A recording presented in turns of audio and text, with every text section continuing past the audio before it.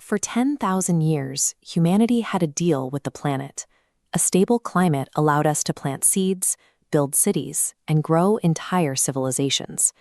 Looking at global food production, a line tracks steadily upwards. For decades, the economy assumed agricultural productivity would increase 2% every year. But at the end of this timeline, the math breaks. Reliable growth vanishes as the trendline flatlines and violently fluctuates. The baseline assumption of modern human existence, that food will continually become cheaper and more abundant, is no longer true.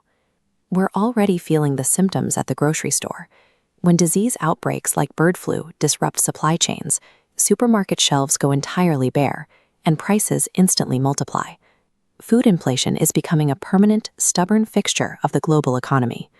We are facing a rising risk of simultaneous crop collapses in different parts of the world. Because extreme weather patterns overlap, the chances of a multi-breadbasket failure, where major agricultural zones fail at the exact same time, have significantly accelerated. This chart shows the financial toll. In the year 2000, sub-Saharan Africa imported about $10 billion worth of food.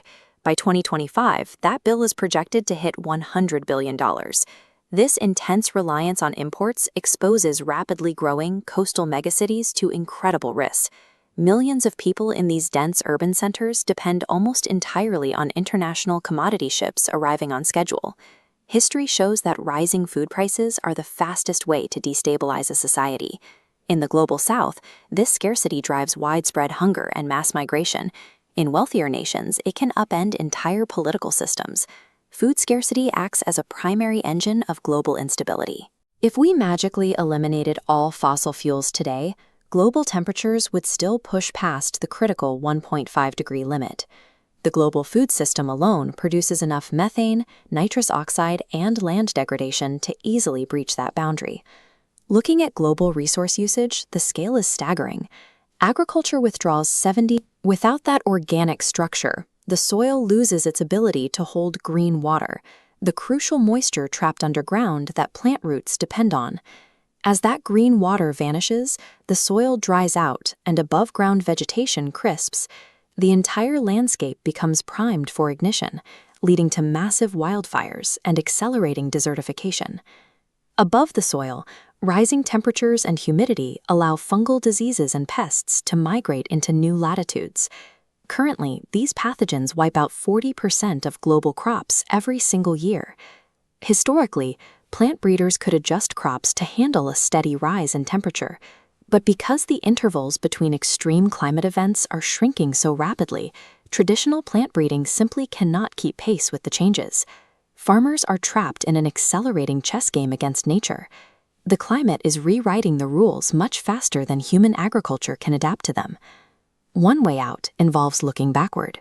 By embracing conservation agriculture, abandoning the plow and planting diverse cover crops, farmers can rebuild organic matter, trap green water, and protect the soil from evaporation.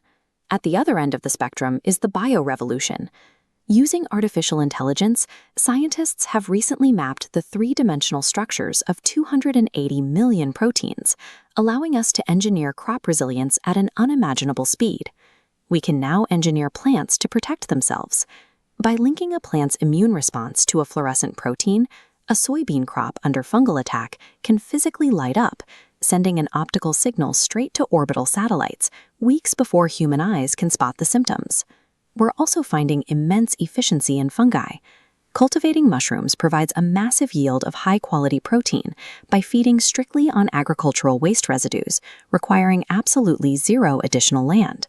There is no single big solution to fix our food supply.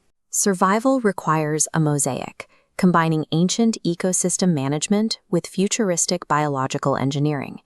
These physical technologies must be matched by human behavioral shifts.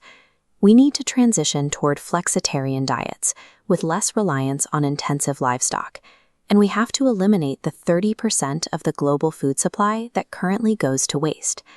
We also have to protect the human engine of global food. Providing simple financial tools like crop insurance to 500 million vulnerable smallholder farmers gives them the security to apply their own ingenuity and survive extreme weather. The math is clear.